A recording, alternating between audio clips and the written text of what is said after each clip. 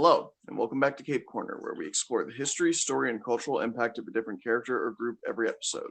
I'm Blue, And I'm Jay. and hopefully I'll be less quiet this week. Um, Last time I recorded an episode, I believe last week, I was at my sister's house, and it's an apartment, and I was trying not to be too loud. Um, which led to the entire episode being Jordan being like, "Yeah," and so that's why I think it's a good series, and I'd be like, "Oh, I just kind of I don't really," and it sounded like that the whole time. Um, we're doing another anime character because I, for a while there, forgot that we could do anime characters, and we were just doing video game characters over and over again. Um, did you want to like tell people while you were away, or why you were away for a little bit, or do you want to like not? Yeah, It's up to you. me and my friends decided we wanted to go ice skating. It was my first time, and I kind of fell and hit my head really bad. Got really bad in amnesia, kept forgetting everything like every 15 minutes. Really? Oh, I didn't even know it was that bad. Yeah, it had to go to two different hospitals. Wasn't fun.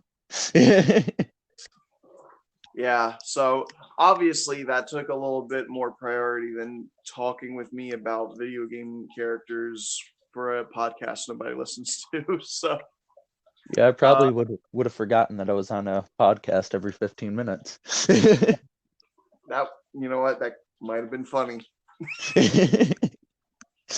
Just like, no, dude, you're wrong. Like, I swear, like, he's the best. And then you're just like, where am I? All right.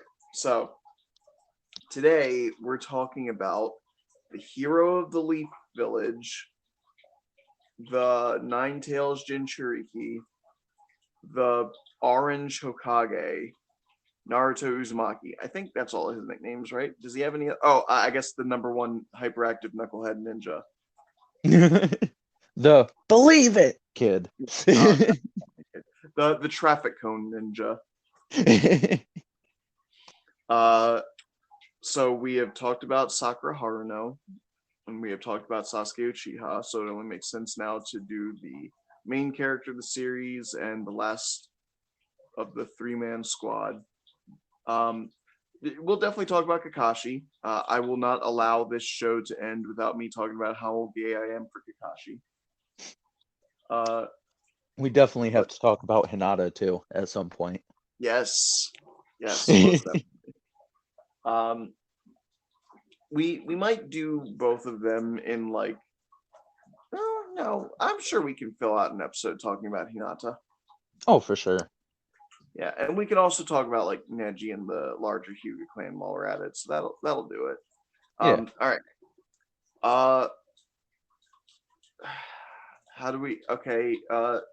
Like we've already explained the premise of Naruto. It's like ninjas with magical powers, basically.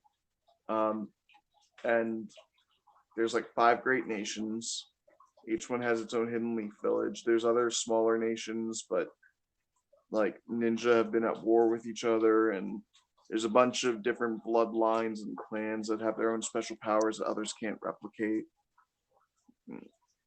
There's nine-tailed beasts, and of the nine-tailed beasts, the strongest of them by like a ludicrous amount, like a way too big of a margin, is the nine-tailed fox, given the fact that half of the nine-tailed fox can overpower six of the others. Yeah, they didn't even try to make him just low-key overpowerful. They was just like, you know what? You're basically a god.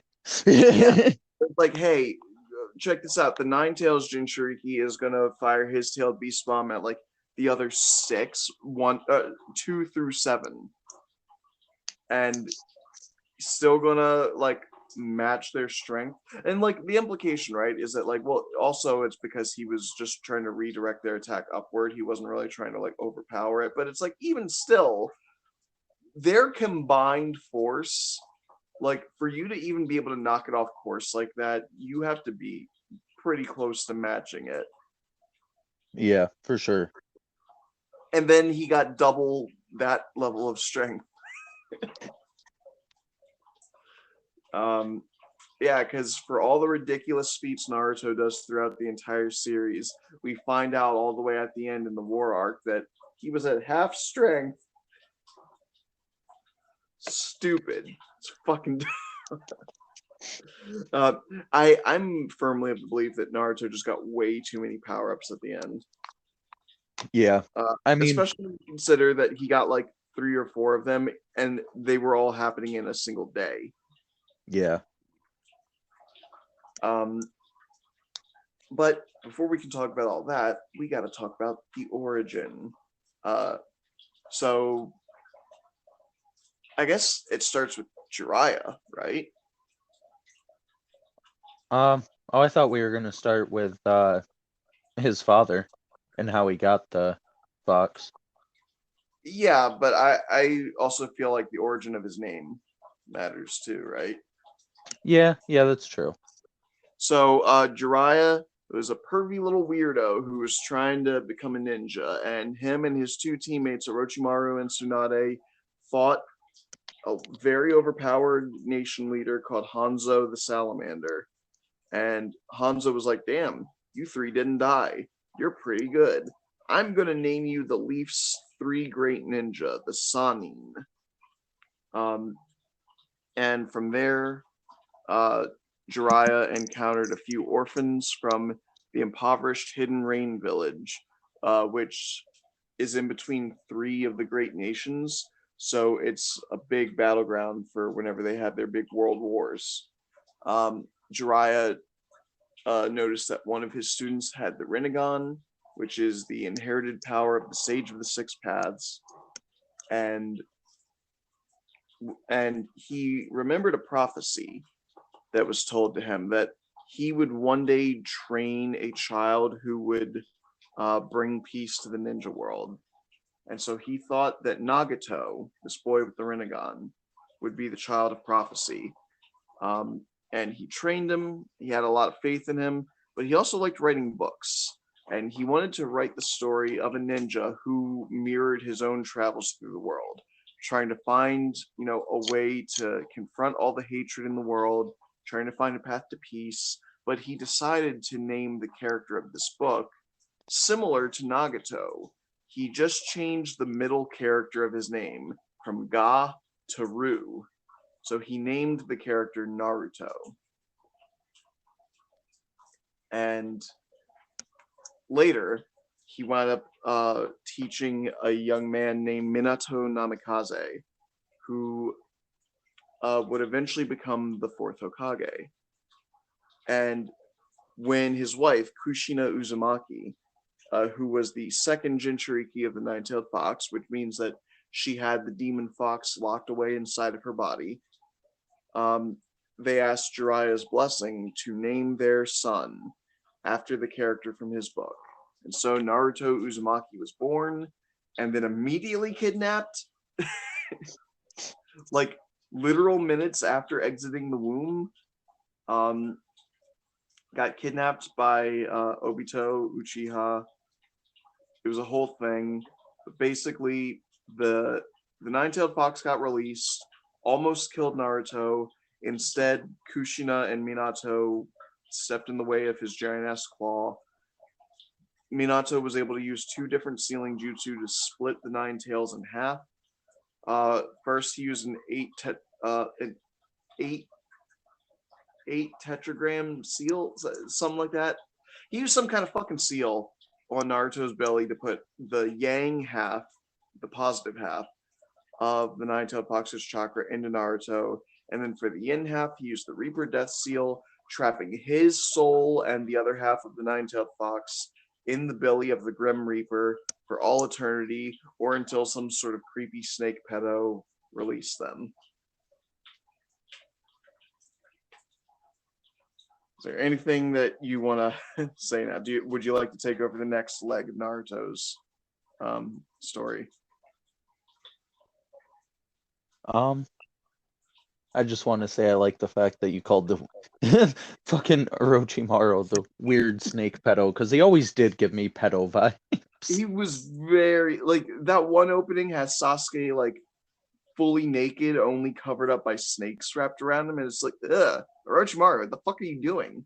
Yeah. Sasuke has been naked in Orochimaru's presence multiple times in those openings. Because there's also Shippuden opening 5 where he's like going into that purple pool or whatever. And Orochimaru's just like grinning at him. Mm. It's not kosher, man. It's not okay. All right. So did you want to talk about Naruto's like childhood leading up to the academy? Yeah. So after that, I can't remember if you said it or not, but his father dies, and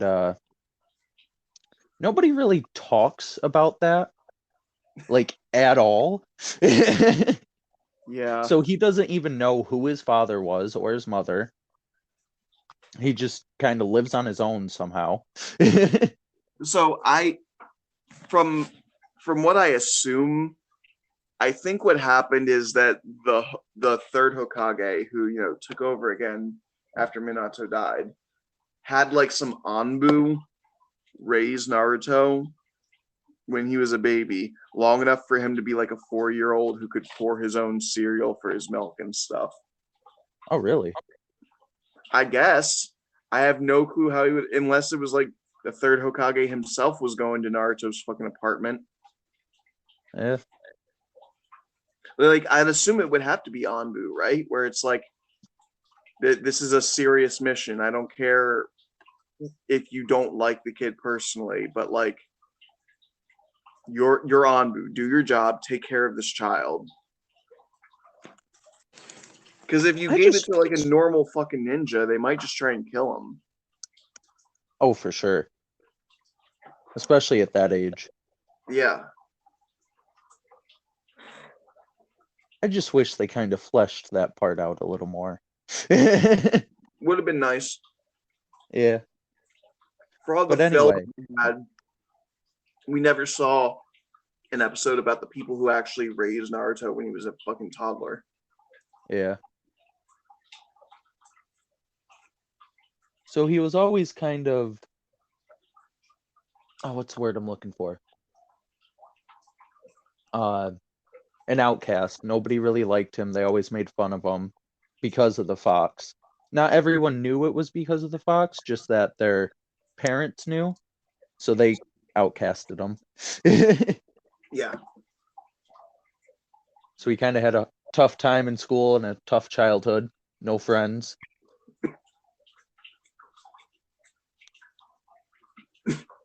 Then it, and I believe the opening cutscene for like the first Naruto show, it was literally him defacing, wasn't it his own father on the statue? It was all of them. Oh, it was all of them? Yeah, he painted graffiti over all the Hokage stone faces. Yeah. I'd like to say before we get into like the actual start of the series, Oh. growing up, he had encounters with a few of the other characters that would be prominent in the series later. He, from a young age, would like not get along with Sasuke, but because like Sasuke was just the coolest little 8-year-old ever. He's hitting all of his kunai targets, and all the girls want to have sloppy seconds with him, and it but and so like he was jealous because Sasuke was good at everything, and so like they would fight a lot. Um, in the Ninja Academy, him, Kiba, Shikamaru, and Choji were like the 4 troublemakers that got on Iruka's nerves all the time. So they actually had like a little bit of a bond, even though they weren't really friends. Um, And a very adorable one is that he one time saw a girl with white eyes wearing a fancy little yukata outfit getting bullied by some kids, and he tried to fight her, tried to fight to defend her. Um, and depending on which version you're looking at, he did one of two things. He either made a really terrible clone that was like deflated and desaturated color, and when the bullies were like laughing at him, he just slugged them in the mouth. Or if you go by the movie version, he made like a decently formed one, but it was just really, really tiny. And when he was in shock, they hit him. Either way, it just turned into a fist fight.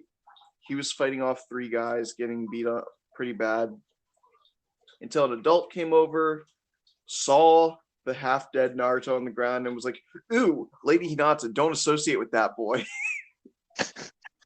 It's like, man, look, I get that there's prejudice. You got to sort your priorities, because, like, I would first say, hey, don't associate with those three boys that were just trying to roughhouse the shit out of you. So, whatever. But yes, and then eventually we get to a point where he's defacing the Hokage stone monument that overlooks the village. And Iruka, his teacher at the academy, asks him, why are you doing that? Do you not know who they are? He's like, yeah, they protected the village, but I'm going to be better than any of them. I'm going to be the next Hokage. Then everybody in the village will have to stop looking down on me and start respecting me.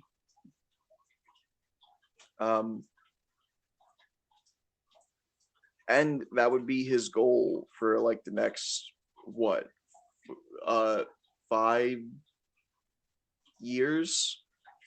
Well, Yeah, pretty much. I mean, it I kind guess of was always like that, but yeah, but it really became his mission statement when he was like 12.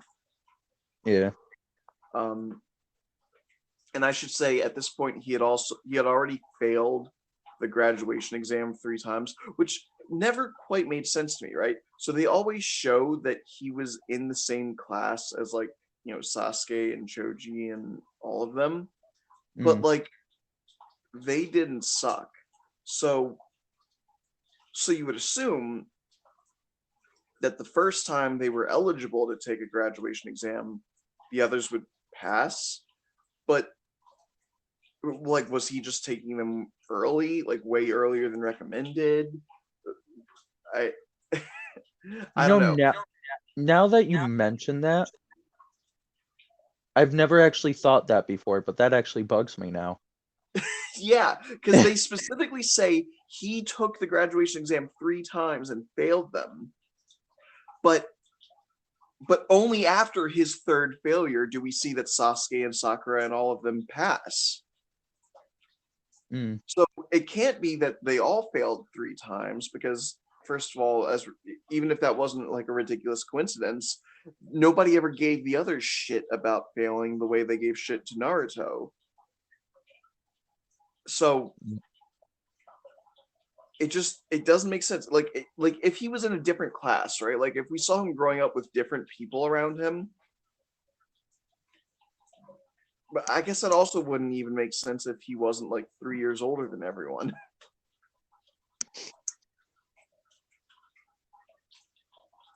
Yeah, that bugs me now. Thanks for Yeah, that. yeah, no problem. I love ruining the series for people. Um, so do you want to detail his first jutsu and his first fight and everything? I kind of remember bits and pieces of it. I mean, I Oh, can. You can just I can jump do in it. whenever. I can do it, and then you can talk about like the Land of Waves arc if that's easier. Because I remember the first episode very vividly. I'm trying. I think most of this episode is going to be most of you because now that I think about it, I only really remember bits and pieces. It's all right. Um, Well, if you want to do it this way, just start saying what you know, and when you hit a blank spot, I can pop in. Okay.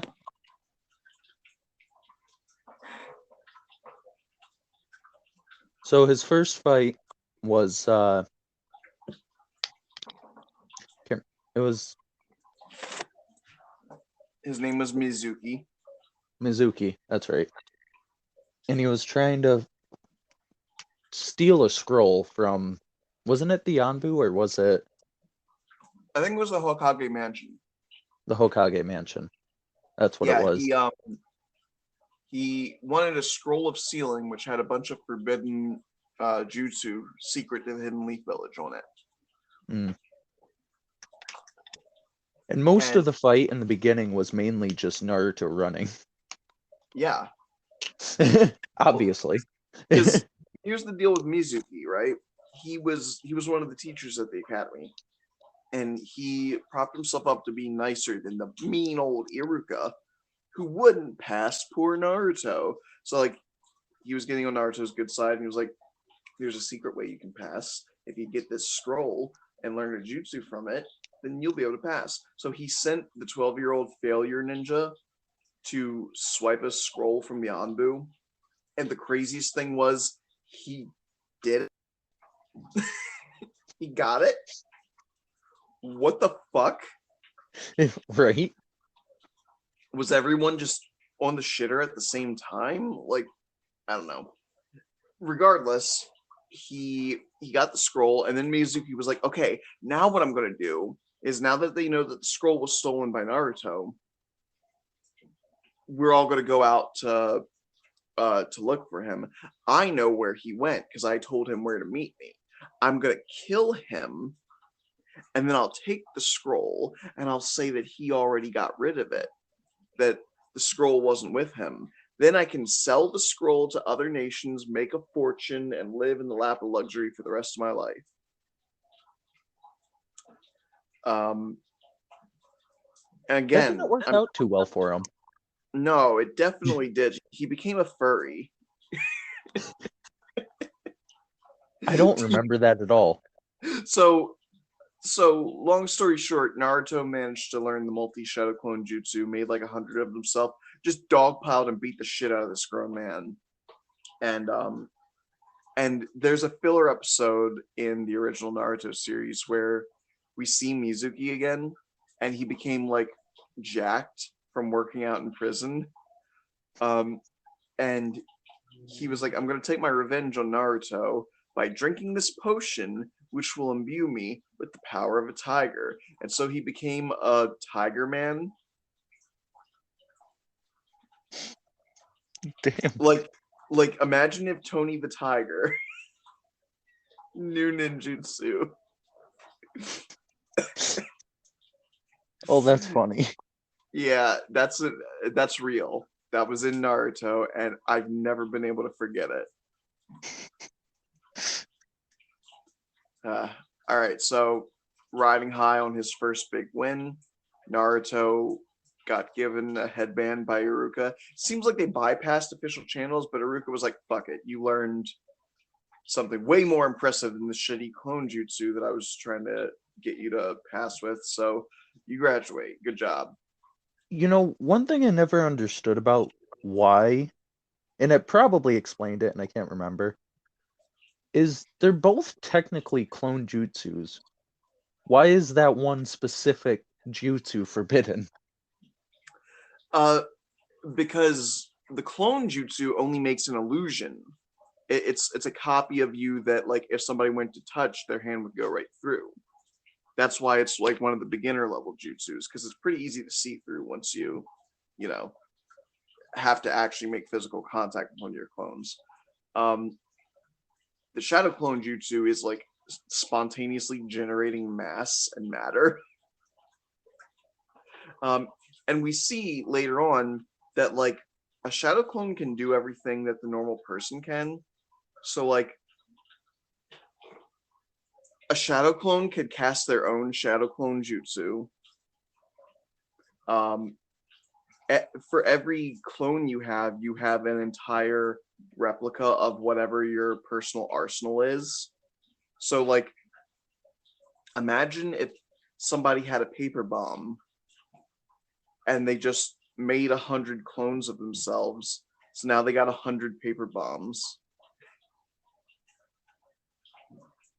All right. I guess I could see why it would be forbidden then. Yeah. Even if it's only temporary, right? Like the ability to just constantly like you could create more of anything as long as it's on your person when you cast the jutsu. So Yeah. it can be it can probably be used for a lot of really fucked up stuff. You just carpet bomb an area with a single person. I can see why there's a lot of Rule 34 of that now. Yeah, for good reason. Hinata knew exactly what she was doing. Yeah, for sure. They're like, "Wow, Hinata, you sure had good foresight, picking Naruto to be the guy you were crushing on. He's the Hokage." And she's like, "Oh, that wasn't why." I was like, "What?" Single person gangbang. She's like, "Oh my god." She freaky. Yeah, love that. All right. Start telling us about the lead up to the Land of Waves then. It was they went to the Chunin exams first, right? Nope. That was after? Yep. Well, first he met his new team. Which was Sasuke and Hinata, obviously. No. No. That was their team. That was Team 7. No, Sasuke and Sakura. That's what I just said. You said Hinata. Did it? Oh. I meant Sasuke. Well, no, you said Sasuke, but you said Sasuke and Hinata. Oh, okay. Yeah. I was like, man, it would have been a very different show if that was the case. Forgive me, I have brain damage. Jeez, it's okay. I'm not trying to be rude. I'm just helping keep you on track. And I know Naruto was thrilled to have Sakura on the team, but he was not happy to have Sasuke on the team. Yeah. Yeah. Yeah.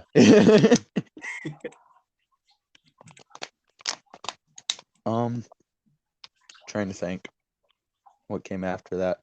Then he also met their Jonin tutor or mentor, Kakashi.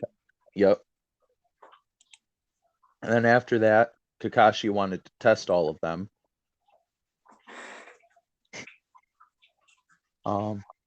They all had to try to get 2 bells from him before, what was it, nightfall?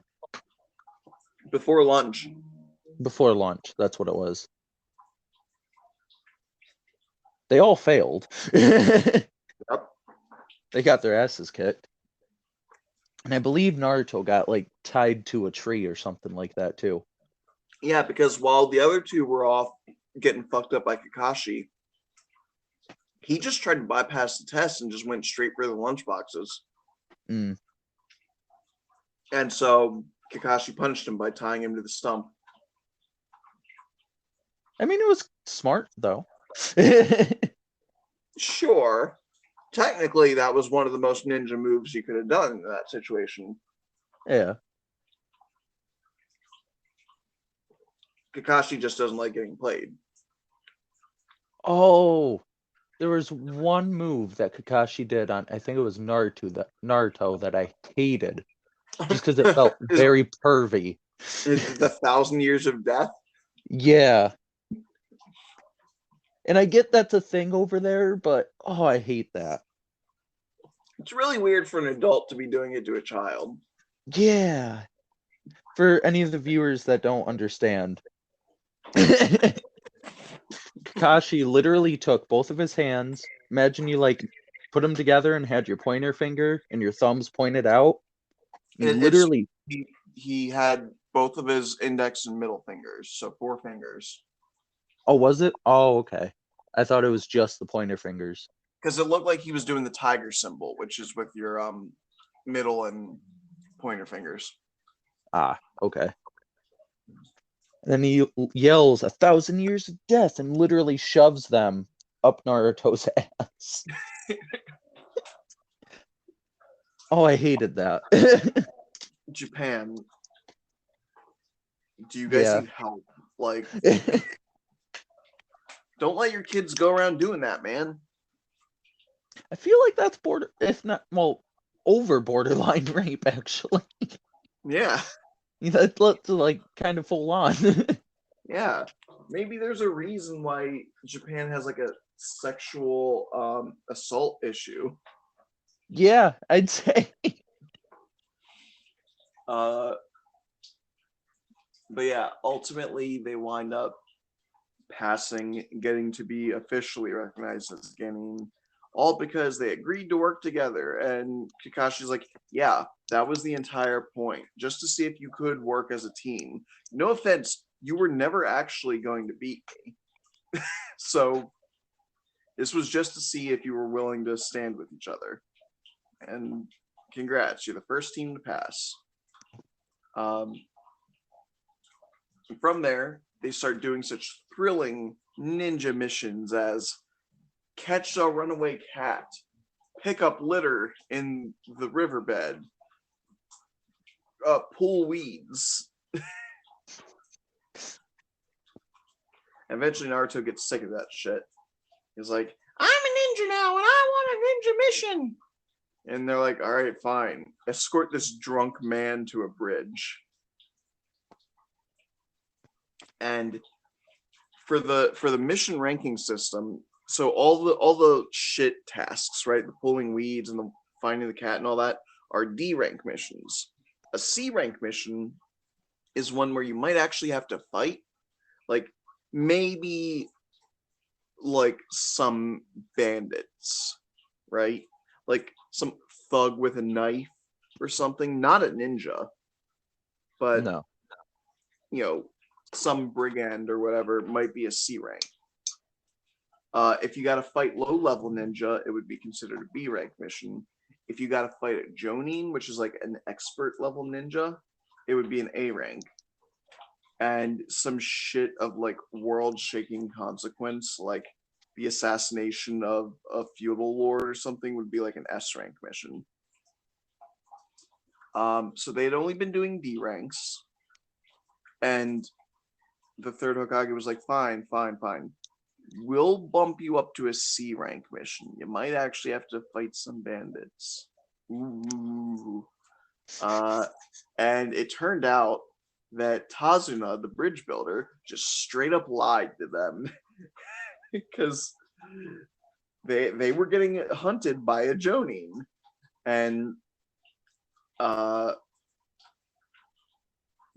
was like, okay, this should have been an A rank mission. I brought 3 12-year-olds with me. They are not prepared for this. And Tasman is like, yeah, but we don't have a lot of money, so I couldn't afford an A rank mission. Which leads them to the Land of Waves. And I believe that's where we actually meet I feel like his name starts with a K. Dude with the cool sword. Oh, Zabuza. Oh, it was a Z. That was close. You were only like 19 letters away or something. Yeah. Zabuza, who wanted to. What was it? Did he want to kill the bridge builder? Yeah, he was hired by Gato. So Gato is a mob boss who had a stranglehold over the economy of the Land of Waves, the impoverished nation. And if Tazuna was able to build this bridge, it would open a trade route with neighboring countries, meaning that they would have a major boost to their economy, and they would no longer need to be trapped under Gato's thumb. So he didn't want this. So his plan was to hire Zabuza to kill Tazuna. If he kills the bridge builder, there will be no bridge.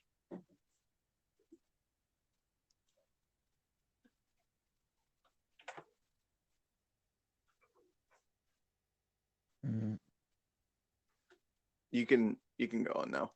No, I know. I was thinking actually, Okay. because all I can remember it after that is a little bit of the fight on the bridge. Okay. I can sum it up if you want. Yeah.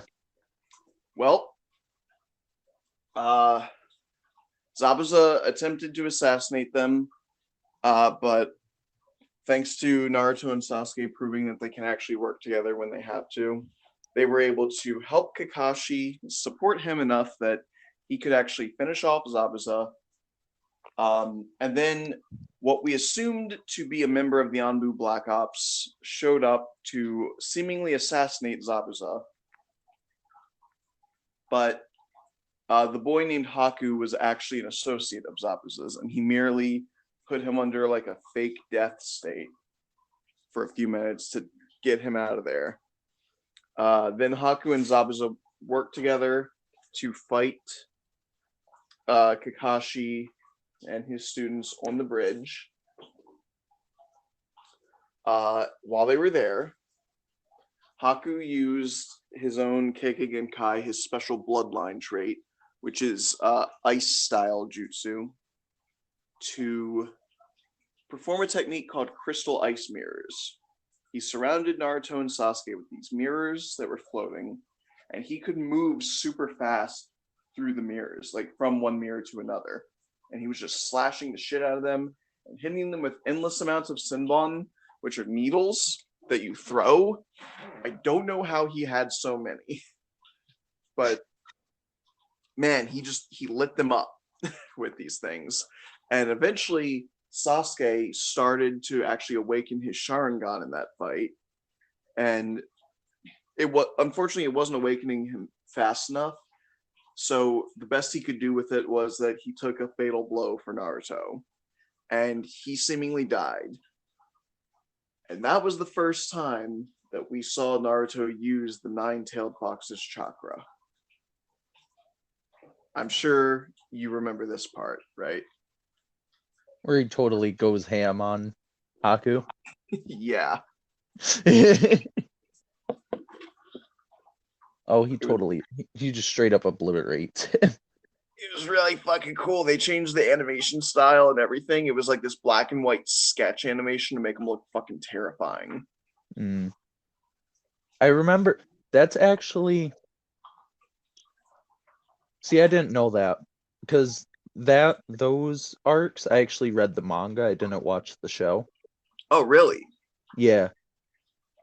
Yeah, they did this really cool effect in some shots. Like it happened like twice where it was like black and white sketch, but it was like very shaky and it's hard for me to describe. I'm just gonna send you a clip real quick. Oh, I'm watching it right now. Oh, that's actually really cool. Yeah, I love that style. And then it's also followed up soon after because he basically punches Haku once, and it's hard enough to send him flying through one of the mirrors. And afterwards, we see all of the mirrors like glow white and then start shattering, and in slow motion, we see like the shards of ice falling behind Naruto, who still looks like he's about to split Haku in half from his asshole. It was very scary, honestly, the first time I saw it. Though I also remember the original English broadcast of the show was on Toonami, and I believe the episode where it ends with Naruto first gaining the Nine Tails power and charging at Haku, but before he actually gets a hold of him and hits him. Um, that was the last episode that we had for like 3 months or something. So, and it was like 12 episodes that had come out. So, what they were doing was just playing the same 12 episodes over and over again for months. And I became so fucking sick of watching those same 12 episodes. Uh, and finally, when we actually got the 13th episode, I felt like I was watching a different show because not only was it something that was brand new for me again, but they did like a different animation style of the episode. They brought in like special Sakuga animators. Oh no shit. Yeah, like it was higher quality animation. All right, the tuning exams. It was a lot of shit. I don't think Naruto had any major. Oh, I guess I'll say like at the end of him fighting Zabuza and Haku is when Naruto actually developed his ninja way, because the philosophy of Zabuza was that ninja are just tools to use, to be used and then cast aside. Um, and Naruto vehemently disagreed with that. So he decided that his own ninja way would be to stick to a path and never go back on his word. Um, Once he put his mind to something, he wouldn't let himself be swayed. And that would inform his character for the rest of the series. The tuning exams, spoiler alert, Naruto didn't become a tuning. But I think the biggest thing that actually came out of the tuning exams for him was that he met Jiraiya, who started teaching him. So he helped Naruto learn how to access the Nine Tails chakra, learn how to use the summoning jutsu, and learn how to walk on water. So 3 pretty valuable skills. Which, just for the record, learning how to walk on the water, pretty much most other ninja knew at that age. Uh, I mean, a lot of them did. I don't know if they actually knew it before Naruto, because I never really saw any of the other ninja from his class walking on water before he was. So, But I could have sworn I thought Sakura said something about that it was basic. It was one of the well, easier things. no, she walked up a tree, and oh, that's what it was.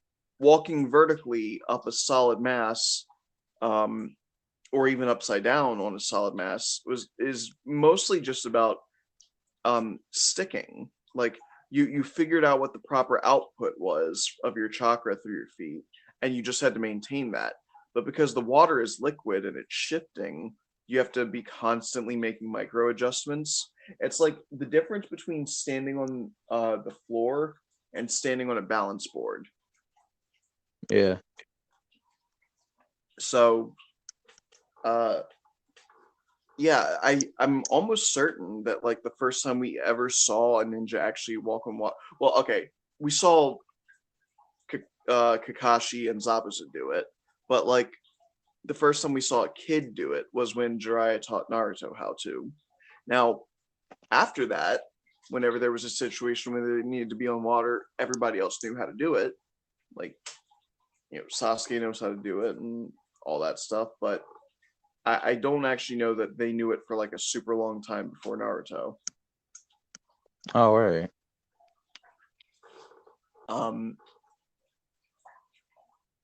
Yeah, the tuning exam got interrupted because Orochimaru, that creepy fucker, decided to invade the Hidden Leaf Village.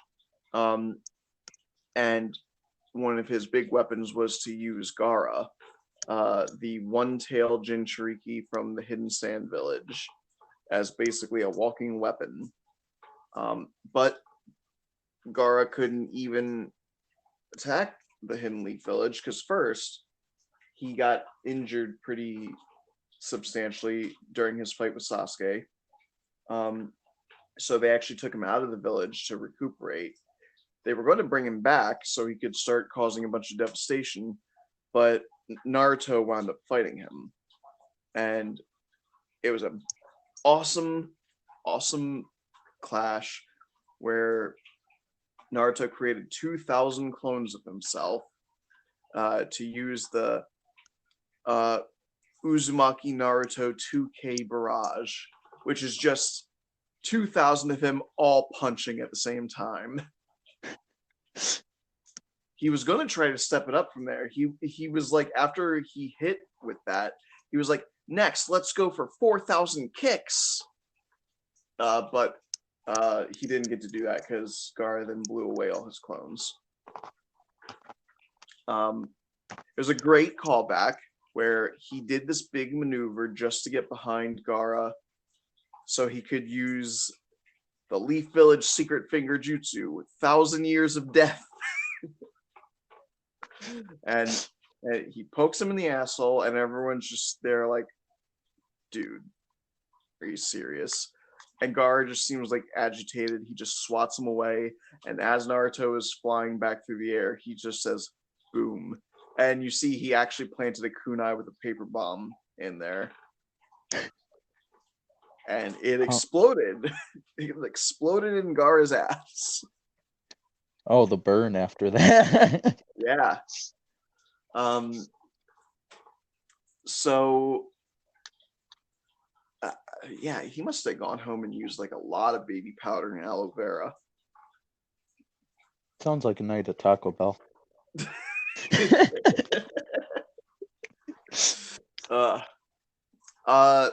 Ultimately, it all culminated with Naruto summoning Gamabunta, a giant fucking frog who smokes, to fight against Gaara's tailed beast state. And what was cool is they did a combined transformation where Naruto and Gamabunta turned into the nine-tailed fox. It's very cool.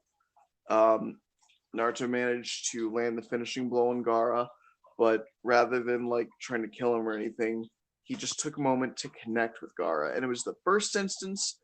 No, I guess it was the second. The first time he would have done it would have been talking to Zabuza, but it was one of the first major instances of what we in the fandom would call talk no jutsu. Mm. Would you like to explain talk no jutsu?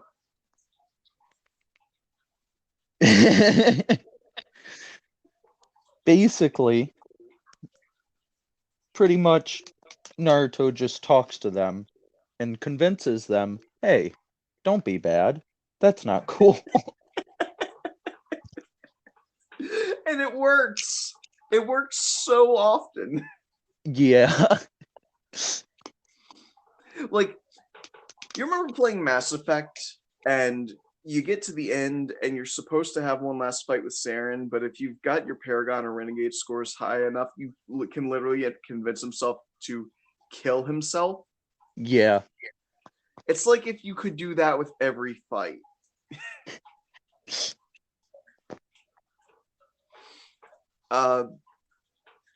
Like some of the most psychotic, irredeemable people in the series succumbed to Naruto's talk no jutsu. Like Pain. Like Pain. Like, I love Pain. I think he's one of the most fascinating characters in the entire series. I think he's got an incredible message that resonates with our real world. But he does ultimately throw his entire plan of like global genocide away because Naruto goes, I'm gonna try really, really hard to figure out how to achieve world peace. And Pain's like, oh, okay. Well, Yeah. trying really hard. I never thought of that before.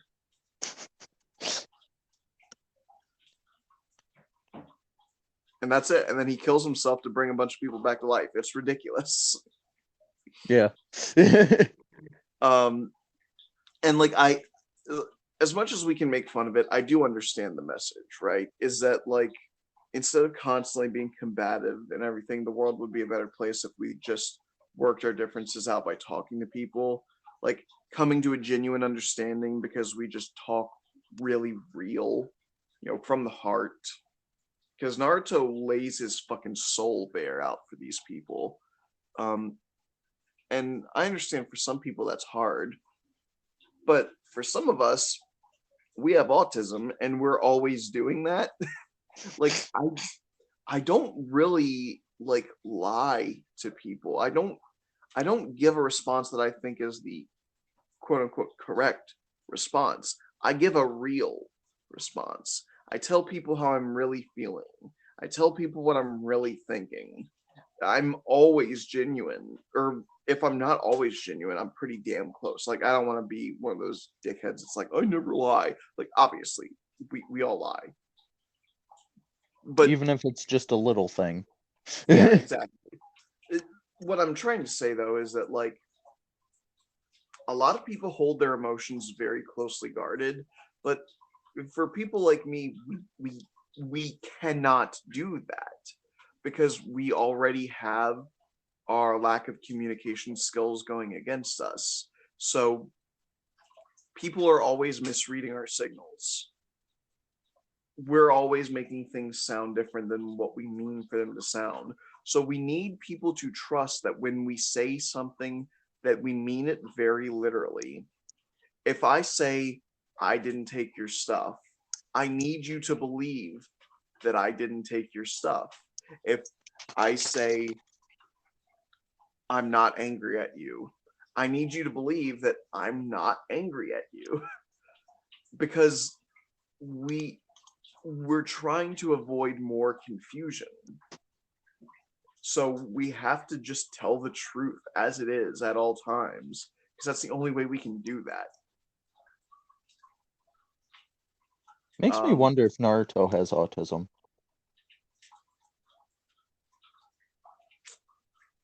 I would like to say no because he's lacking a lot of the other aspects of autism. Like he doesn't like he doesn't have weird organizational things, right? Like his room's his room's a mess, but like not even like a mess with a system. Uh he doesn't really have trouble communicating with people. It's just that people didn't like him growing up.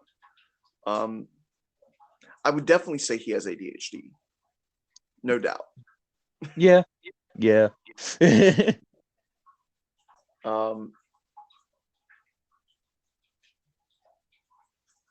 but yeah, after the tuning exams, the big thing was, oh yeah, Itachi showed up and fucking bodied Sasuke, and so Naruto and Jiraiya had to go on a trip to find one of the other Sanin, Tsunade, so she could heal Sasuke's broke brain. Uh, well, actually, they were going to heal Kakashi's broke brain because he got fucked up first, and then Sasuke got fucked up. But regardless, uh, that was uh, that was another big development for Naruto, that arc, because that was where he learned his signature move, the Rasengan, which is definitely Naruto's style because it is a jutsu that does not require hand signs. It does require a lot of raw power, though. Yeah, it was perfect for him. Yeah, uh, it just took a lot of him training to control his chakra. But once he actually had control of it, he now had an A rank jutsu in his arsenal. Um, I guess I should say an A rank offensive jutsu. He already had an A rank in the multi shadow clone jutsu, but you know, Yeah. we see multiple times that the multi shadow clone jutsu is not an instant win. Like when he fights against Sasuke or Kimimara, they're just like, "Oh, okay, there's 100 of you. Okay, so I'll kick your ass 100 times real quick, and that's it." um, Naruto also has a really bad habit of making like 1,000 of himself and still attacking like two at a time. I've noticed that. The time where he's trying to fight Kimimaro is especially heinous because like Mhm. he there's so many of him on the battlefield, and they're all standing there, and you see like three of them run at Kimimaro, and he takes them out, and then like maybe another four run at him, and then Kimimaro takes him out, and then like two run at him, and I'm like, Naruto, even if like because of just the sheer amount of yourself that there are, that you can't send literally everyone in at the same time, fucking have some of them just jump up and start throwing kunai. Just omnidirectional attacks constantly. I'm sure you'll find a way to break through this guy's defenses if he has to keep fucking blocking from every direction for 5 minutes straight. But no. I Yeah, no, that would be too fucking effective. mean, you could Uh, also say that that kind of falls into his him being headstrong too, though. yeah, Like once he finds something that works once, he sticks with it. yeah. He he's not a bad strategist, but he does show that he has trouble applying critical thinking to look at things from a different perspective. He often needs some sort of trigger, some sort of visual aid. Like with when he was first learning the Rasengan, he kept just like keeping his hand still and trying to make it exactly the way that he saw Jiraiya make it. And it wasn't until he saw a cat batting the water balloon around did he think, oh, maybe if I move my hand around and I like start injecting my chakra from different directions, then I can sort of force the rotation that way. Mm. It was uh similar with um Kakashi being like, hey, so learning how to use nature chakra could take like, years. And Naruto's like, I don't have that time. I got to learn it faster. And he's like, okay, why don't you use your shadow clones? He's like, why would I do that? It's like, Naruto, have you not noticed that like whenever one of your shadow clones dissipate, whatever experience they had transfers back to you? So like if you make a shit ton of shadow clones and they're all training at the same time, it'll accelerate your growth. And he's like, wow, that's amazing. And it's like, bro, this has been your signature move for 2 years. Did you never notice this aspect of it? You know, applying that, he could have actually been a lot more powerful. Yeah, Even before the whole war, he could have been a lot more powerful, yeah. Imagine if he was doing that while he was learning to walk on water, right? while he was learning to do the summoning jutsu, while he was learning the Rasengan. He could have even mastered fucking actual hand signs. Yeah. I do find it's funny that there's only 12 hand signs. Like it's small enough that like people in real life know how to do all of them. And Mm, and Naruto, like we only ever see him do like what, six of them? yeah.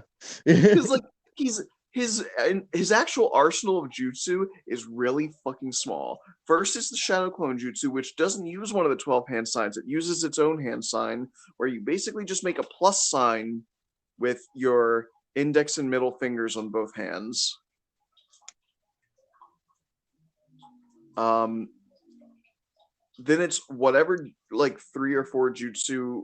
I think it's three are necessary for the summoning jutsu. Mm, I saw him in early manga artwork making the sheep sign. I don't know why, but regardless, like because his moves are like okay, shadow clone jutsu, and all related like shadow clone based taijutsu and whatnot. Um, the Rasengan, which has no hand signs, the summoning jutsu, which like I said has like three. Uh,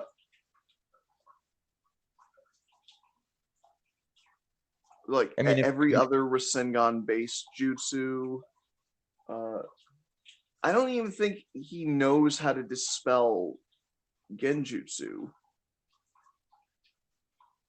I don't think he does. Or I think he tried to do it one time, but it just didn't work. So like okay, but even that I don't think is making a hand sign. It's just pointing up two fingers on a single hand, right? I think so, yeah. But does he know anything else? Am I forgetting something? Like I I mean, don't. if you sage mode, but that's not really. That doesn't take hand signs either. That takes sitting still, which was its own challenge for him because of ADHD. Yeah. I get that one a lot. Um, Yeah, that's pretty much it. It's there you just go. The Shadow man Clone practically. Jutsu, the Rasengan. And we're back. We took a short ad break. Uh, uh, okay, so they successfully got Tsunade. They healed Sasuke and Kakashi's brains. It was very successful. Naruto learned the Rasengan. Um, and then it was the big old bamboo pow spectacle of the Sasuke retrieval arc. Long story short, Naruto had to work with some guys to fight some other guys because Sasuke got seduced by the snake pedo. Um, and eventually Naruto's like, Sasuke, my friend, I'm here to take you back. And Sasuke's like, fuck you. And he's like, oh, okay, well then we'll literally just break your arms and legs and drag you home. Because I'm sure that will be effective and it won't lead to you trying to get out again. Yeah, this will work. Foreshadowing. It didn't work. Yeah. So, but it was very cool because so up until that point, a few times we had seen Naruto either like tap into the power of the Nine-Tailed Fox while retaining his normal form, or like taking the initial Jinchuriki state, which is where like he gets the fangs and the claws and his eyes turn red. But in that fight, we saw him actually gain uh, version one Jinchuriki state, otherwise known as the Nine Tails Cloak, which is where the red chakra of the Nine-Tailed Fox bubbles out of his body and creates a fox-shaped cloak around him. It's very cool, very powerful. Still wasn't good enough to beat Sasuke. So then Naruto is confronted with Jiraiya hitting him with this like life lesson of, hey, forget Sasuke. He chose to leave. He chose to be evil. Just abandon trying to bring him home. You'd be a fool to keep trying when he himself doesn't want to come back. And Naruto said, if that's what it means to be wise, I would rather be a fool for the rest of my life. Just more foreshadowing because he never fucking stops being foolish. Even as a grown ass man, he's kind of an idiot. Yeah, for sure. But damn if that boy don't at least stick to his guns. Personally, I do think that the series missed out on ultimately showing that just because you want something really, really hard and you refuse to give up on it doesn't always mean that you can get it. I would have loved it if Naruto ultimately couldn't convince Sasuke to come back home. Because and it's like it wouldn't even ruin the purpose of the show, right? Which is like if you believe in yourself and you never give up, you can do anything. Because he still did so much throughout the entire series with that philosophy. He turned so many bad guys good that it would be like, yeah, this is an incredible way to live, and you can make a lot of things work like this. But just also realistically being, it just doesn't always work. You can't change reality just because you want it this way. So sometimes no matter how hard you try to reach out to someone, they just won't respond. And that's not your fault. It, if anything, I think it's a very egotistical way to look at the world. To think that if you just try as hard as you can do whatever, including changing the way other people think or feel. It's just not realistic. We're people. We're not gods. Hell, as powerful as he becomes by the end, he's still not a god. He is apparently a nuclear man now, but that's different. Do you know about that, by the way? No. Oh, here we go. Clearing the throat. Naruto, he got a new form called baryon mode. A baryon is like a radioactive particle. Damn. It looks neat. It's basically like, what if instead of like turning into a fucking glowy Super Saiyan thing, Naruto still looked like himself, but now he had like fox ears and shit. Oh, I would love that. I gotta look that up. Yeah, look up Naruto baryon mode.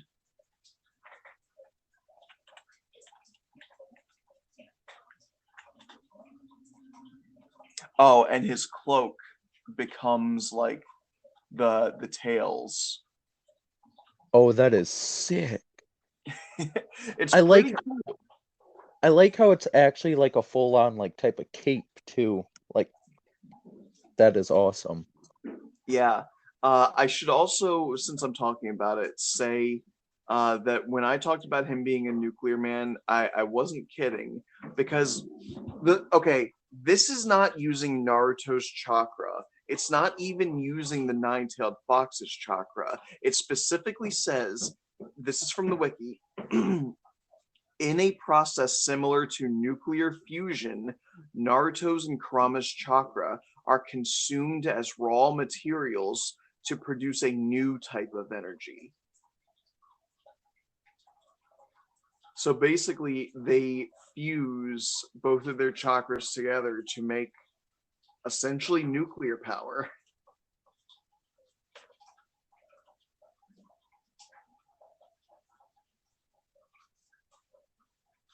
Oh, are you still with me?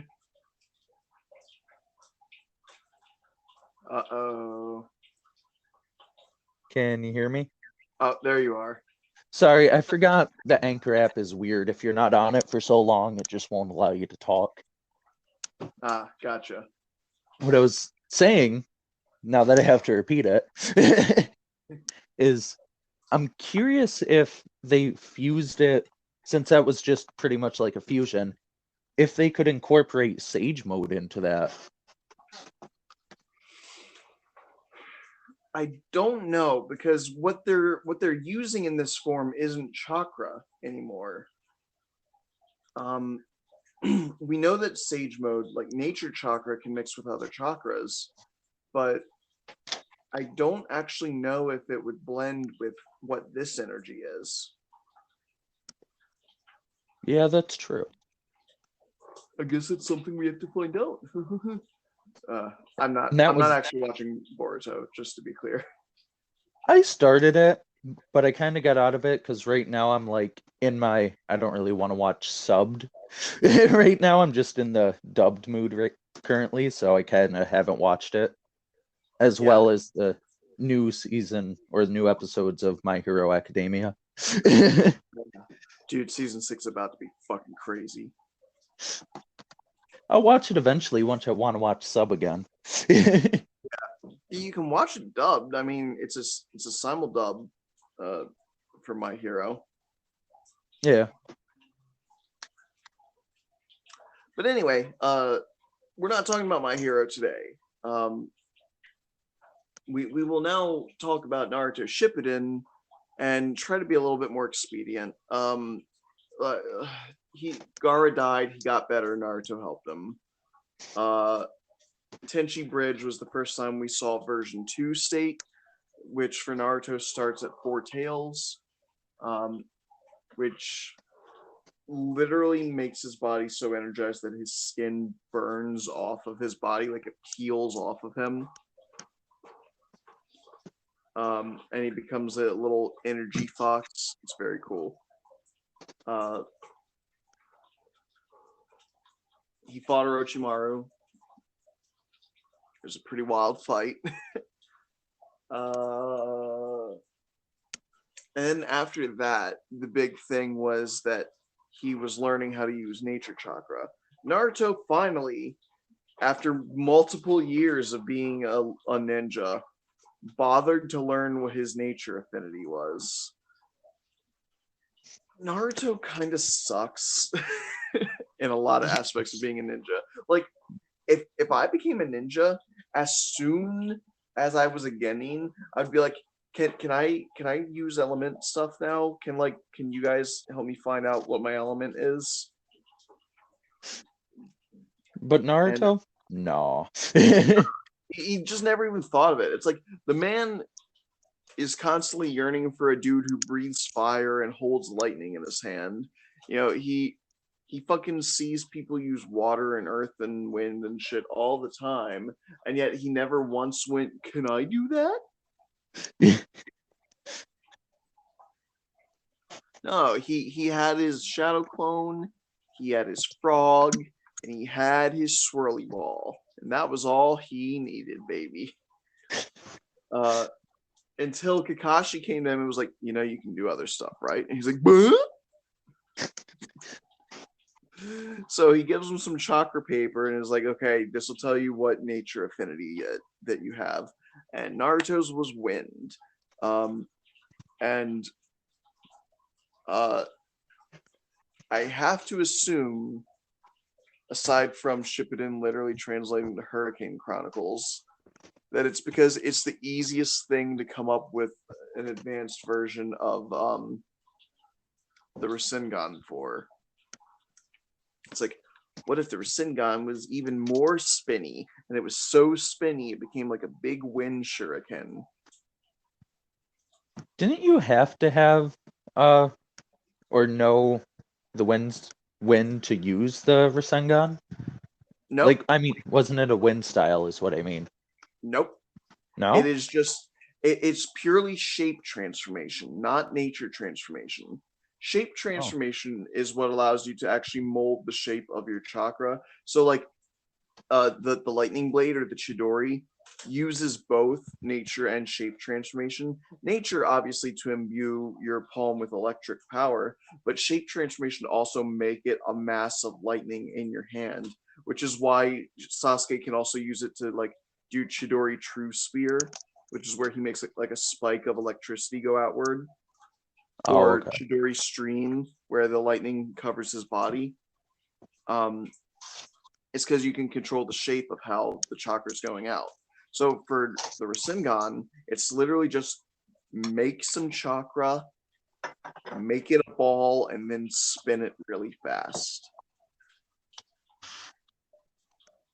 He actually has a wind style Rasengan that he only ever used once.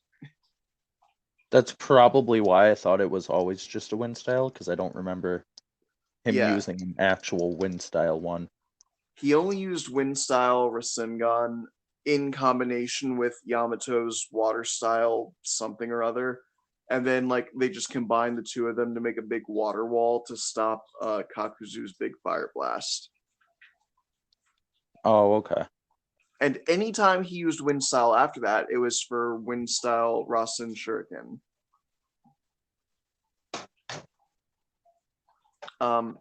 Nope. The Rasengan was created by the fourth Hokage, Naruto's dad, and it was taught to both Jiraiya and Kakashi, but it was revealed that it was actually an incomplete jutsu. Minato's original conception of the jutsu was making an elemental jutsu with violent rotation, but he could never combine the violent rotation with an element. So it was just like the first step of the jutsu, but it was still so effective that it was able to be used as its own jutsu. That's pretty badass. Yeah. So Naruto is actually the first person to complete it. And the idea is that any chakra nature could potentially complete the Rasengan, but we don't know how the others would take form. Again, with wind, it just makes like a wind shuriken that he at first has to still push into the enemy like a normal Rasengan, but later he learns to throw it using Sage Mode. Um,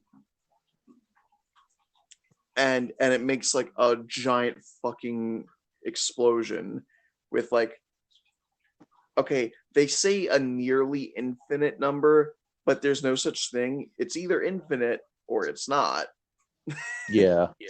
Um, so we'll just say a whole fucking lot of microscopic chakra blades, essentially, that slice up your chakra network and your cells.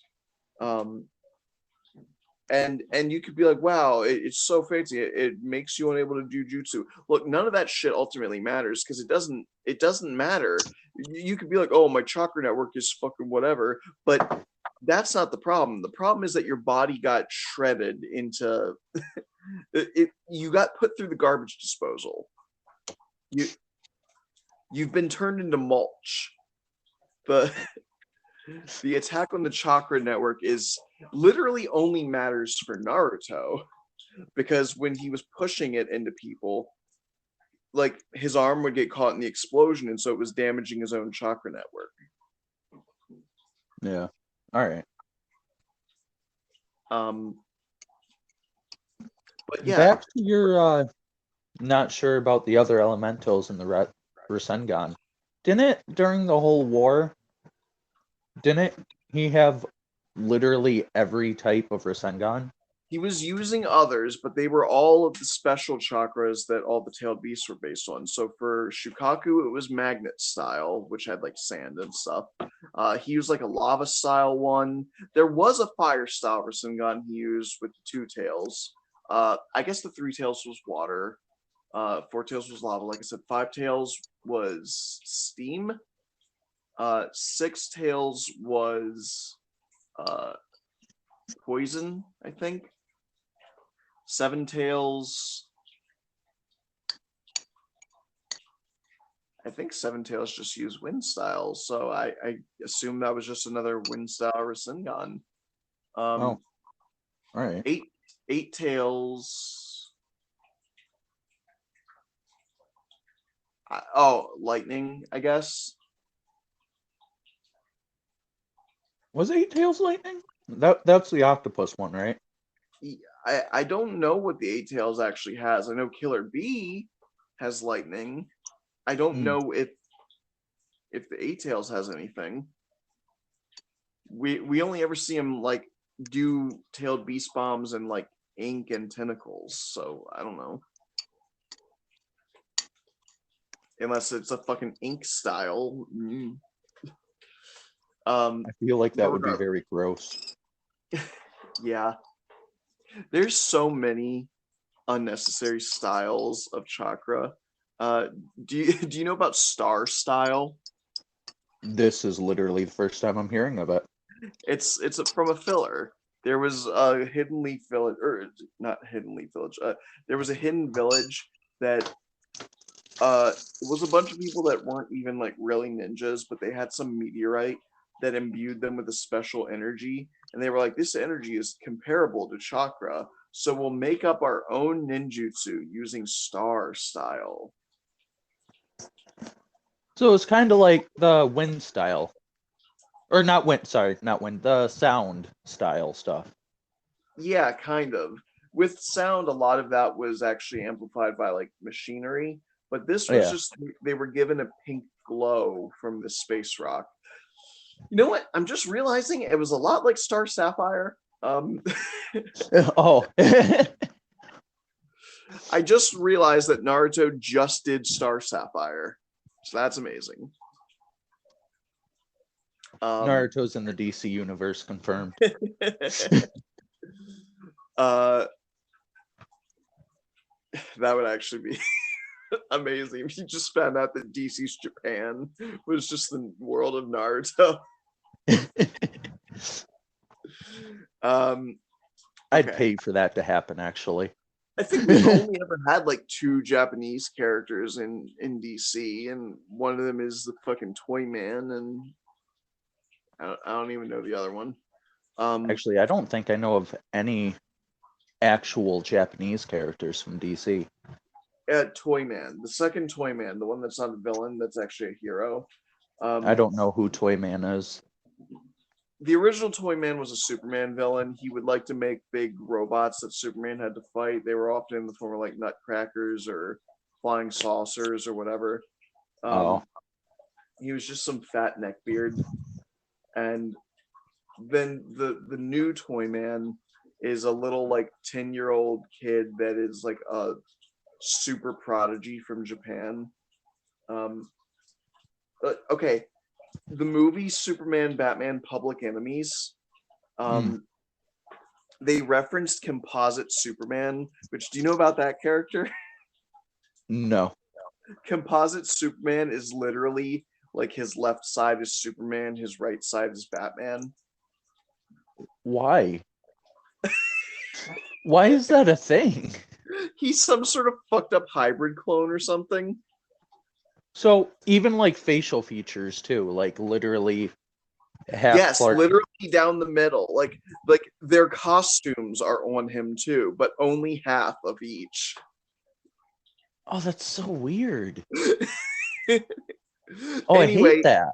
in that animated movie Superman Batman Public Enemies, they make a reference to composite Superman because they need to go into space, and so fucking Toyman builds a giant robot that is half Batman and half Superman, and they pilot it. Oh my god. Anyway, uh okay, Naruto learned the Rasen Shuriken. The big thing was that he learned Sage Mode in response to Jiraiya being killed by Pain. Um, Sage Mode's fucking rad. Uh, by staying still, you become one with nature, so you start naturally absorbing nature energy chakra, which he can then use to become super strong, super fast. He can hit you even when he misses because he generates like an invisible aura around his fist.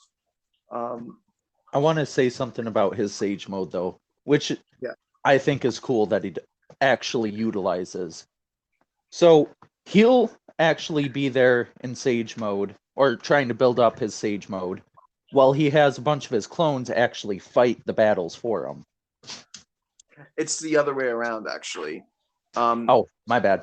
he discovers he can only make two clones while he's in Sage mode, but what he does is he goes into the battle in Sage mode, having stayed still long enough to gather up the energy, and then he fights until it runs out, and then one of his two clones are still meditating, building up that energy. He just dissipates them, and the same way that your experience as a shadow clone goes back to the original body when you dissipate, any energy you've accumulated also goes back to the original body. So when he pops one of the clones, he immediately gets refilled with nature energy and can immediately go into Sage mode again. Which I just think it's awesome that he actually utilized that. Yes, it was one of the few times he actually came up with a good plan and somebody else didn't tell him how to do it. Yeah. He was extra motivated to not be a complete fucking dunce in that section of the story because his mentor just died and he was trying to get revenge for him. Oh, I totally forgot about Pervy Sage dying. Yeah. Not only that, Kakashi died too. Did he? Yeah, he got better, but he literally died. He was in limbo talking to his father before heading to the afterlife. And because a bunch of people died, like Shizune had her soul ripped out of her body. Mm. And some other people here and there died all across the place. I think Ebisu died. No, Ebisu got saved by Konohamaru using his first Rasengan. I gotta admit, I never liked his third. I forgot his name already. The third mentor, the one with the trees. What? The one that he was his third one. The I thought that's who we were talking about. I guess I got it wrong. Ebisu is the guy that trained Konohamaru and had the little sunglasses. No, I'm talking about. Oh shit! I'm talking about the guy who was with Naruto, Sakura, and Sai for a good portion of one of the Oh yeah, seasons. yeah. Yamato sucks. Yeah, and it's mainly the only reason I really hate him is his eyes. I hate his eyes. I just don't like that every time Naruto comes to an actually good decision, Yamato's like, "No, I'm not going to let you do that, Naruto." Yeah, and that annoyed me too. But my big reason was his eyes. They were just so. I don't know how to explain Unnerving. that. Yeah. Yeah, I know what you mean. Yeah, Oh, I I hate didn't like him very much as a character. He's sort of a one trick pony. Like him. he does the wood style, and you're like, wow. And then as soon as the Tenchi Bridge arc is over, you're like, okay, bye Yamato. It was nice knowing you. Mm. Um, yeah. Makes me wonder if Naruto was actually his kid, one trick pony. But yeah, yeah, Sage Mode is just very cool. He's able to learn how to throw the Rasen Shuriken using it. Um, ultimately, he almost turns Nine Tails because Hinata uh, almost died to pain, and we will talk a lot more about that and the implications of him going straight to Four Tails in the Hinata episode, because I have a lot to say about their relationship and about Naruto subconsciously loving her the entire time and just not letting himself realize it. Mm. Um, but uh, he winds up going Eight Tails, and then he actually gets to talk to his father, who had sealed a bit of his own chakra into the sealing formula. Um, he chooses not to kill Nagato, Pain, because he wants to end the cycle of hatred and pain that permeates violence and death throughout the world. And so his first step is to not kill the man who killed his mentor. By refusing to take revenge, he keeps a future person from wanting to take revenge against him. Because that's the thing. Someone hurts you, you take revenge by killing them, then their family will want revenge against you, then your family will want revenge against their family, and it just never ends. So, Yeah. it's okay though, because Naruto didn't have to live with this decision, given that Nagato went, "You're pretty cool, kid. I'm going to commit suicide now." I forgot about that. Yeah. He used the Rene Rebirth Jutsu, which is how Kakashi got better, because he just cast it over the whole Hidden Leaf Village. So everyone who died came back to life. I feel like souls need to be explained better, because Shizune definitely had her soul ripped out of her body. Um, and yet she was brought back to life just fine. Mm, God dang it. Hang on. I gotta answer a phone call. you're fine.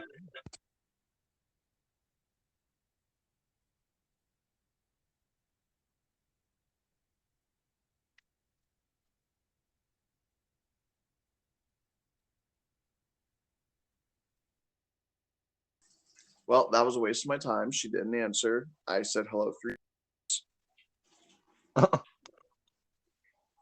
Anyway. Uh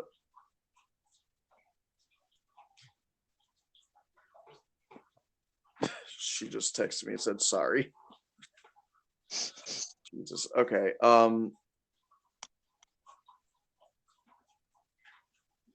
What was I saying? About the souls and Oh yeah. she definitely had her soul ripped out of her body, and then they brought her back to life. But it's like, okay, but how is she functioning without a soul? We saw that souls apparently have body parts. So, like, because fucking the third Hokage was trying to rip uh Orochimaru's soul out of his body, but he only got his arms. But then that like turned uh Orochimaru's arms necrotic. So his arms were essentially dead, Hmm. right? Like the skin was falling off of them and shit. Um, so so even if she was alive again, wouldn't she have necrosis throughout her entire body? Like, She should have been technically just a vegetable. yeah, I don't know, man. This shit doesn't make sense to me, but whatever.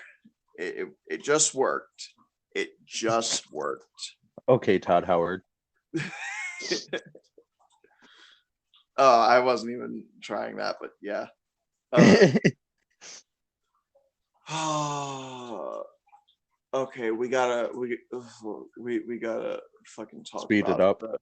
we gotta talk about the powers he gets in the war arc. Okay, he goes in there with B. He manages to capture the Nine Tails chakra. He gets his new Nine Tails chakra form where he turns yellow and glowy. Cool. He goes through most of the war arc like that. Gets an upgrade when he actually befriends Kurama, releases the seal so that they can work in tandem. So he gets my favorite form of his, which I felt should have been the final form of the show, which was still the yellow form, but now it's got like the cape cloak. Hmm. And he can now use tailed beast state, even though he doesn't look like anybody else's tailed beast state. He looks like a giant glowing yellow fox instead of the actual fox.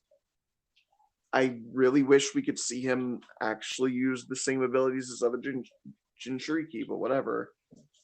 Um, and if it stopped there, I would have been fine. Hell, you know what? I would have even been fine if he also got the chakra from the other tailed beasts, right? Like that was fine. It was fun. It was like all the other tailed beasts lent him their chakra, so he had the chakra of all 9 tailed beasts. I was like, cool. But then it just kept going. So the next thing was his dad showed up, gave him the other half of the 9 tailed fox. So now Naruto was like doubled in strength from there. It's like, okay, that's a lot. And then it was like, okay, now Naruto died for a second, and the Sage of the Six Paths revived him. So now Naruto has six path Sage chakra, which gives him access to Yin Yang style, meaning that he now has the limbo balls and he can fly. Um, and he has a little circle on his palm now, and he was able to save Guy from dying, even though he used the Gate of Death. Yeah, So that always annoyed me. Like, don't get me wrong, I love Guy and I'm glad he's alive, but he shouldn't be. yeah, he definitely should have died. It really undercut the entire thing there. Hmm. Also, the man's confined to a wheelchair now. Do you think Guy is going to be happy living a wheelchair bound life? No. I mean, No. he definitely gets around pretty quick in Boruto, but yeah. Fuck so. Uh, oh, and it was like, okay, we're fighting Kaguya. She's like the progenitor of chakra and a literal alien. This is when we get into aliens. Fucking Yeah, kind of got out of Naruto once they introduced aliens. yeah, we didn't need that ever at I all know. for any reason, but they did it. That's just where we are. So aliens, sure. Um, so the way they beat her is because both Sasuke and Naruto both touched her at the same time. I wish there was more to it than that. It's really not. Like, because he just had a little sun mark on his palm, and Sasuke had a little moon mark. And they just touched her with both of those at the same time. They used planetary devastation as a sealing jutsu, Mm. which is like, all right, I guess that's cool. Sure. Like, it makes sense. Planetary devastation, the entire point was that you just build a fucking planet around somebody. So I guess. And we But knew still. that it was we knew it was effective against sealing the Ten Tails, because that's how the Sage of the Six Paths did it. He made the moon. Oh, I totally forgot that. Yeah. Yeah. The moon has this whole big thing in Naruto, because it's like it's the place where the aliens landed and are living on the moon, but it's also it was created to seal the Ten Tails, but also it reflects the infinite Tsukuyomi. It's like the moon does like too many big things in the series.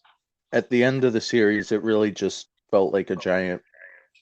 I don't want to say kind of like fan fiction, if that Yes, definitely. Yeah. But yeah. And then you might go, well, the Sage of the Six Paths thing was temporary. It's like, yeah, but you know what wasn't? Everything else Naruto got. Also, like, he still just got stronger. Like, as an adult, he's apparently stronger than when he had the Six Paths Sage shit. So whatever. Yeah. And now he's got Baryon mode. I'm more lenient on Baryon mode because at least it does something different, apparently. And it looks cool, and it's the first power up he's gotten in years, so sure. But it was just way too much shit back to back to back to back to back that he got in the last day of the war. They Which definitely could have paced it out a lot better. it was also really fucking annoying that they were like, all of this stuff happened on the eve of Naruto's 17th birthday, I think. Because it's like, literally, the war ends, the sun comes up, and they wish him a happy birthday.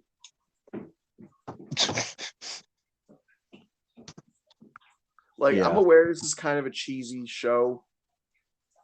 It's fucking stupid. I hate that. I think we should probably start wrapping this up. Yeah. So the end with Naruto, it ultimately came down to him and Sasuke and Sakura, mostly him and Sasuke, just worked together, beat Kaguya, they saved the world from the war, and then Sasuke was like, all right, cool. So I'm gonna take these nine-tailed beasts and revolution, baby. And Naruto's like, Sasuke, no. And then they had a big fight. It was a big old fight. It sure was a big fight. And at the end of that big fight, they both lost an arm, and they were like, mistakes may have been made here. And Sasuke goes, I give up. You win, Naruto. Let's be friends. And Naruto's like, yay! Pretty much. I fucking hate it. It's one of the most bullshit endings I've ever seen. That this man went from, I'm going to destroy the Hidden Leaf Village, to I'm going to revolution the entire planet, to, okay, let's just keep things the way they are. His talk no jutsu is strong as hell. Yeah. Is far too strong. I could buy him like talking most of the characters out of the situations they were in throughout the series. Like, I can suspend my disbelief a pretty good amount. The Sasuke situation goes far beyond my limit. Yeah. But yeah, and then somebody might be like, but what about what his character does in Boruto? I don't give a fuck. I was never here for Boruto. I don't want a story about Naruto's child. I was in for the story about Naruto and his ascension to becoming Hokage. So once I saw that he was Hokage and he had kids that could be the next generation, I was like, cool. that's the end of the story for me. I don't actually need to see the growth of the next generation. I don't want to be in this world forever. I want to watch other things. I spent fucking 15 years watching this goddamn show. I'm ready to move on. So, Japan, take notes. Stop.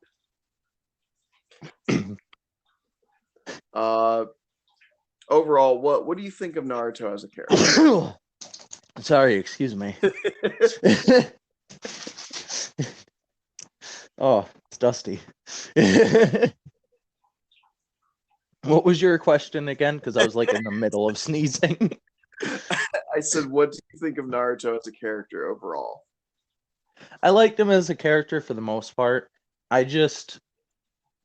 He can definitely get annoying for sure. Especially he's much more annoying when he's a little kid. He's a lot more palatable when he's a teenager in Shippuden. That is 100% accurate. He's definitely watered down when he gets older.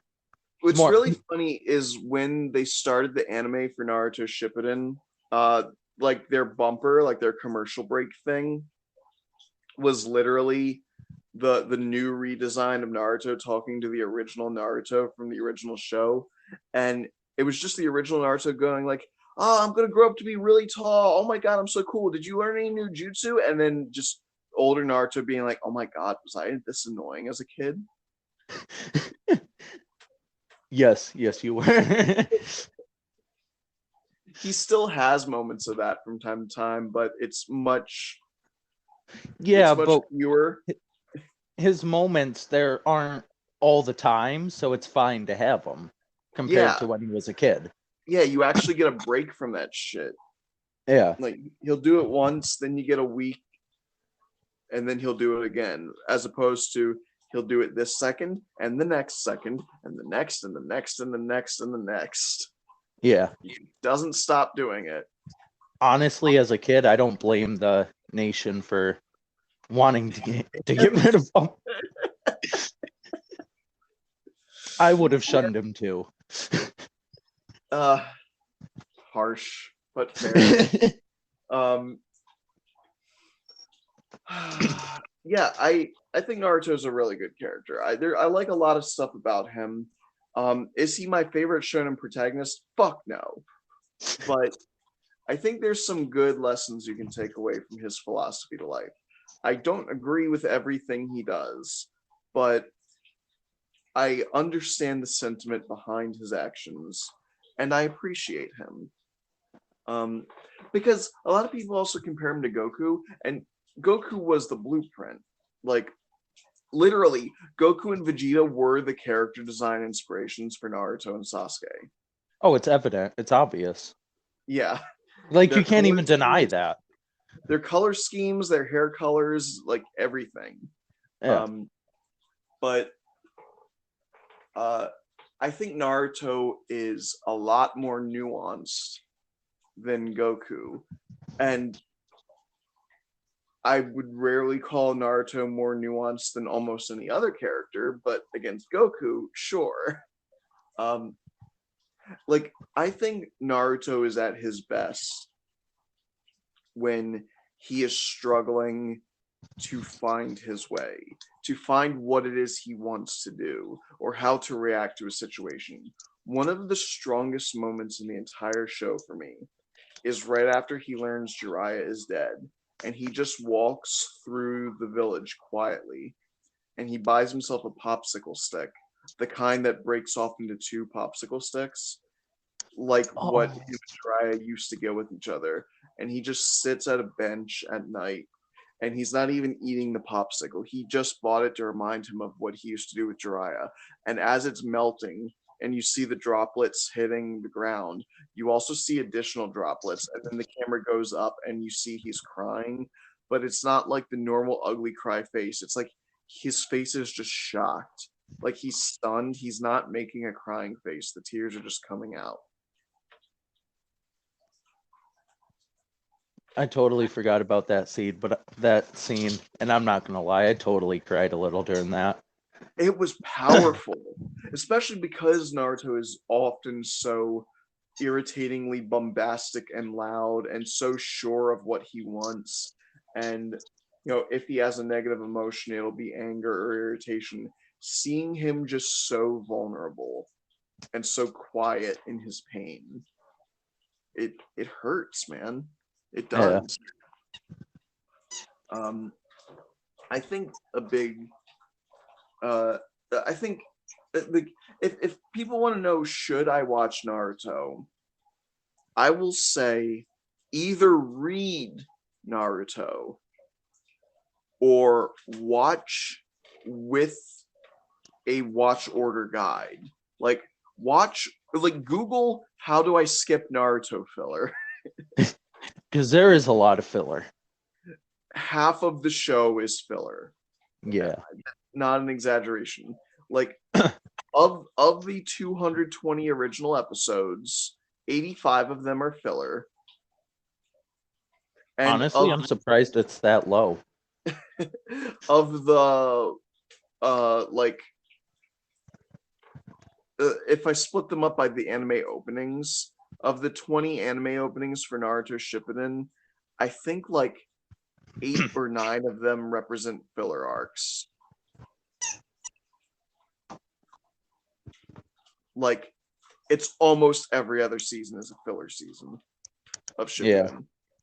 It's ridiculous. It's like season 2 is no. Season 2 is still canon. Season 3 is filler. Season 5 is filler. Season 7 is filler. Like, or 8 or whatever. I don't know. It's just all filler. It doesn't stop. And even up to the war arc, literally, while they're in the middle of the final battle, they have a filler season. Because almost the entire world, except for 4 people, gets caught in the infinite Tsukuyomi. And they were like, we'll bring you back to your regularly scheduled final battle of the series in about a year. In the meantime, let's see what dream worlds all of the other characters are in. I don't know if I've mentioned this during the other Naruto episodes at all, but there's a theory that they never actually escaped the infinite. Yeah, I know, and there's always a theory of that shit. I'm so tired of it because like it's the same like, oh, what if it was all a dream? Hey, I got a fucking newsflash for you. It was all a dream. It was dreamed up by the guy who wrote the show. Like you can't be like, oh, it's definitely 100% real, because it's not. It's not reality. The only thing you can quantify as reality is the reality that we live in. In this fictional show, at any time, anybody could be like, it was all a dream, and you're just like, okay, I guess, because it's whatever the story you say it is, bro. I fucking hate it. It's just lazy. What if Ash is in a coma? Who fucking cares? I still watch the show.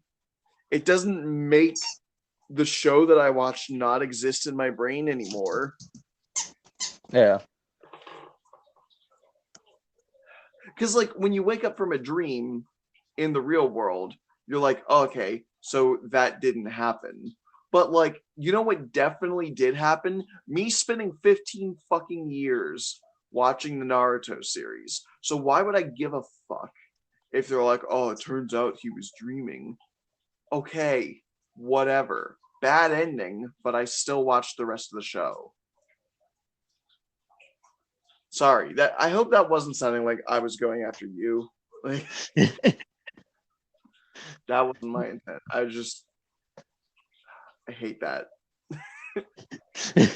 No, you're fine.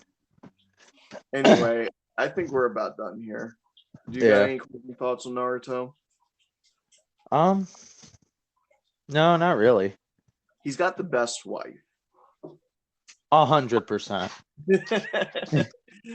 And I would love to talk about her in our next Naruto episode. That sound good to you? Yes. All right. Everybody, join the Cape Corner Discord. We do stuff. You could support my show on Anchor. You can follow Jay at Shitposter of America on Facebook. You can follow me at Cape Corner on Twitter. And I believe that's an episode. And you can ignore my dog squeaking her toy. It's very cute. I wouldn't say a thing. Okay, everybody. With that, stay strong, stay true to yourselves, and remember, we can all be heroes. Squeak. She had to get her 2 cents in. Of course.